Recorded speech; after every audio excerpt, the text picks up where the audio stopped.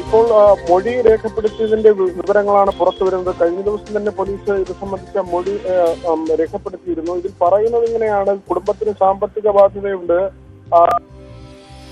65 ലക്ഷം രൂപ ഉമ്മയ്ക്ക് ബാധ്യത ഉണ്ടായിരുന്നു. ഇത് കുടുംബത്തെ വല്ലാതെ പ്രതിസന്ധിയിലാക്കി. അങ്ങനെയാണ് കൂട്ട ആത്മഹത്യക്ക് തീരുമാനിച്ചതെന്ന് മൊഴിയിൽ പറയുന്നു. അതിന്റെ അടിസ്ഥാനത്തിൽ ഈ എല്ലാവരെയും കൊലപ്പെടുത്താനുള്ള തീരുമാനം, ഒരുപക്ഷെ ആത്മഹത്യ ചെയ്താൽ എല്ലാവരും മരിച്ചില്ലെങ്കിലോ എന്ന് കരുതിയാണ് കൊലപ്പെടുത്താൻ തീരുമാനിച്ചത്. ആദ്യം സംഭവ ദിവസം 11:30 മണിയോടെ ഉമ്മയെയാണ് ആദ്യം കൊല്ലാൻ ശ്രമിച്ചത്.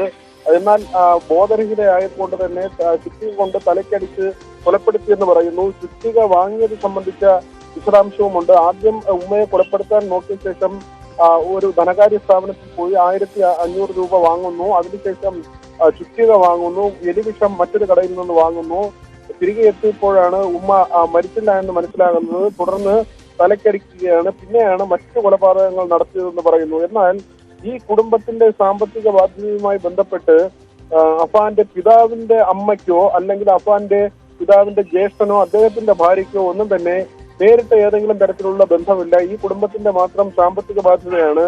അവിടെയാണ് മറ്റുള്ളവരെ എന്തിനു കൊലപ്പെടുത്തി, മറ്റു 3 കൊലപാതകങ്ങൾ എന്തിനു നടത്തി എന്ന ചോദ്യം അവശേഷിക്കുന്നത്.